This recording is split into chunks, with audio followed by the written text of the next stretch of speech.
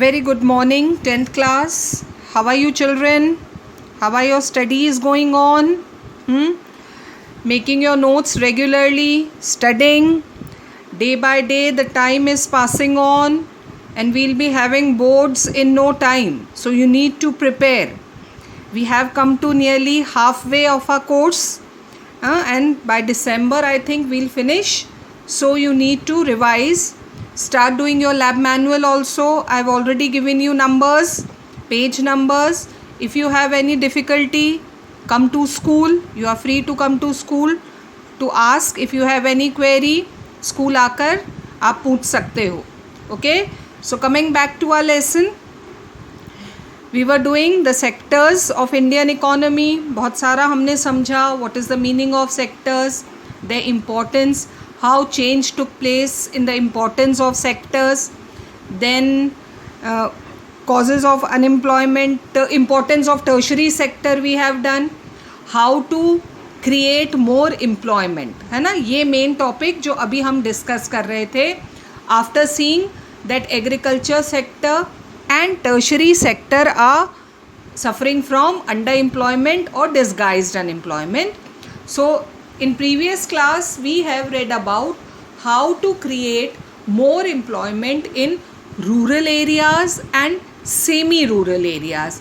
ये दो चीज़ें हमने समझी थी कैसे employment opportunities create की जा सकती हैं. Today we are going to read about urban areas because unemployment is in urban areas also. देखो rural areas में तो फिर भी underemployment है, लेकिन अर्बन एरियाज़ में क्या है, unemployment. So we need to discuss now how employment opportunities can be created in urban areas. Do you know that in India there are about 200 million children in the school going age group. Such a large number of children. 5 to 14 years और 16 years, ये जो as होती है बच्चों, that is considered age school growing children. आप भी तो हो, अपनी एज देखो, प्लस 1 or 2 और कर लो, that is school going children. So such a large number of children are there in school going group. Out of this only about 2/3 means 66% are attending schools. The rest are not. So still there is large number of children who are not going to school regularly. They may be at home or many of them may be working as child laborers. A very large number of these children जिन्हें school जाना चाहिए था, but instead of going to school they have to work as child laborer. If these children are to attend school, so now we are talking about employment opportunity. देखो कैसे create की जाती है. अगर ये जो बच्चे हैं 33%, 34%, if they need to be sent to school, how many schools do we need? कितने सारे स्कूल्स की ज़रूरत पड़ेगी? We will require more buildings, उनके कंस्ट्रक्शन में लोगों को काम मिलेगा. More teachers who are going to teach these children and other staff. You all know that along with teachers we also require so much other staff also in school. So if all the children of the country need to go to school, we require so many buildings, school buildings, then lakhs of teachers and other staff. So imagine how many people can get employment. A study conducted by NITI Aayog हो गया है उसका नाम अब, estimates that nearly 20 lakh jobs can be created in the education sector. अगर हम देखें 1 year, we are talking about 1 year, so much jobs can be created only in education sector. अभी तो हम सिर्फ एक फील्ड की बात कर रहे हैं. ह्यूमन डेवलपमेंट याद है, we have read in first chapter. There we have talked about along with per capita income, education and health. तो यहाँ तो अभी we are only talking about education. So many new jobs can be created in the education sector alone. Similarly, if we are to improve, तो ये तो हुआ बात education sector की. If we come to the next criteria of human development, that is health.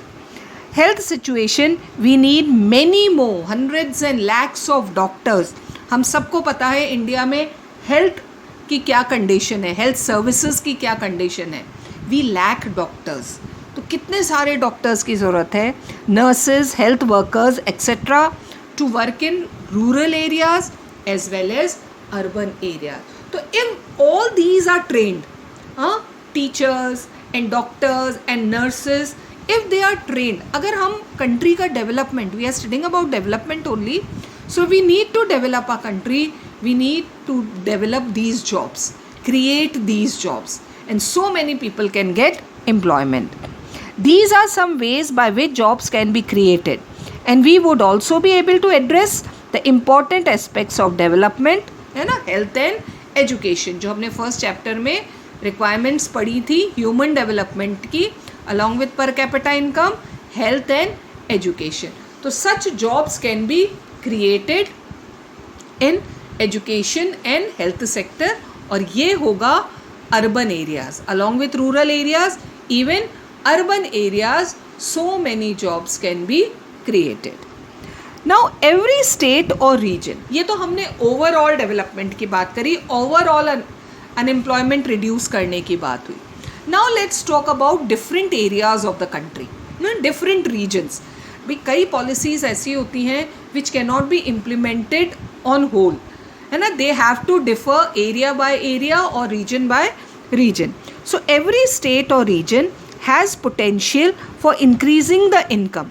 Her state के पास ये potential है कि वो अपनी income increase कर सकते हैं and employment for people in that area. क्योंकि स्टेट्स की कंडीशंस अलग अलग हैं. Some are agricultural states, some are industrial states, some states have tourism as the basic economic activity. तो it depends on the condition of the state, वो उस potential को develop करें.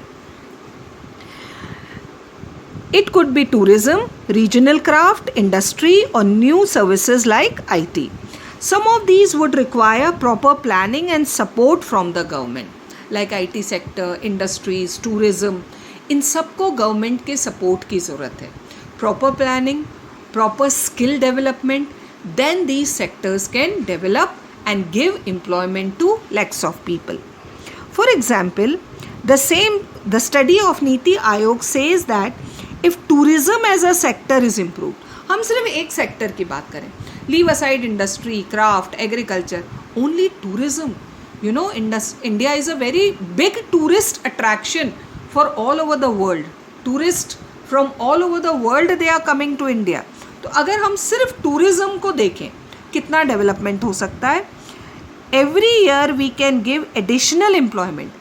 Every year, टोटल नहीं, हर साल additional employment to more than 35 lakh people.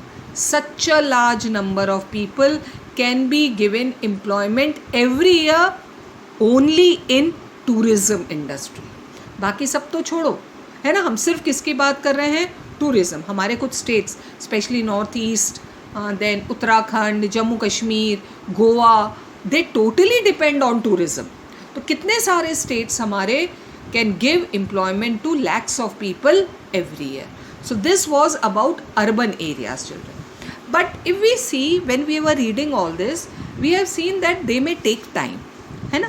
ये सारी जो हमने प्लानिंग पढ़ी, नीति आयोग ने जो प्लानिंग करी है, या that construction of dam and canals and semi rural areas में setting up of various industries, then starting schools and hospitals and all, it might take time.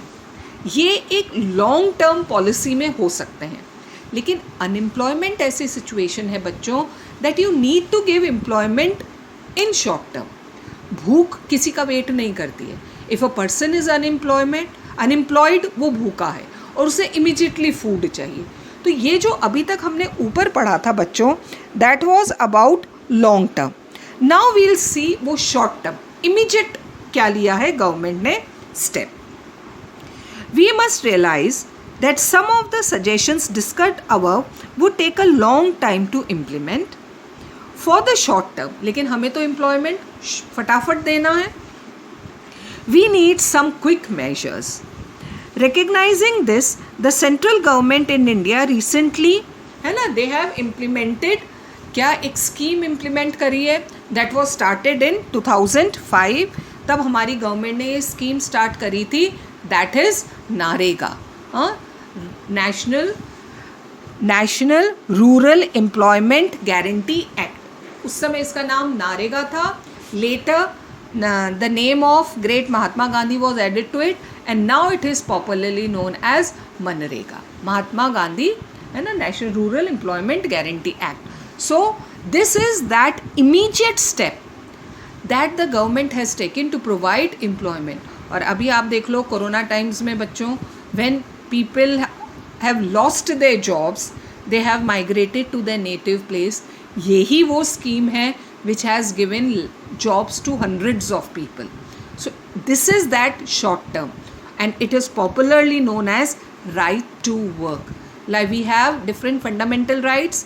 This is also right to work given by the parliament to Indian citizens. See, so this is that short term scheme that is being given by the government. Under Manrega, all those who are able to and are in need of, बहुत important बात है देखो, able to जो काम कर सकते हैं and who are in need of, जिन्हें काम की ज़रूरत है, work have been guaranteed 100 days of employment. They have been given 100 days of guaranteed employment by the government. ये government की responsibility है in a year by the government. If the government, देखो ये condition भी है, if the government fails in its duty to provide employment, अगर government fail हो जाती है, it will give unemployment allowance. क्या देगी government? Very important point. Unemployment allowance. Once a person registers himself in MNREGA scheme, हाँ, एक आदमी बेरोजगार है, उसने मनरेगा में अपना नाम लिखवाया that I want to do work, I am in need of and I want to do work. It is the responsibility of the government to provide work to that person within 15 days of registration. 15 दिन के अंदर government उसे work देगी. If government fails to do so, then that person is given unemployment allowance by the government. The type of work that would in future help to increase the production from land will be given preference under the act. All development projects, गाँव में कुछ भी हो सकता है, development के लिए जो भी काम करवाए जा सकते हैं, they have been done under MNREGA. So this is that right to work. क्या कहोगे बच्चों? MNREGA is another name for right to work. Every person who is able to and who is in need of doing work has been given this right to work, that government is going to provide work to that person within 15 days of registration. And if the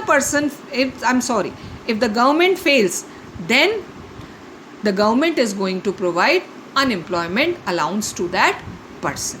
See, so this is how to provide employment. We have seen in rural areas, semi-rural areas and urban areas, and a special mention of Manrega, which is popularly known as right to work. So आज हमारा lesson इतना ही. Next topic we'll start in next class. Till then, keep reading.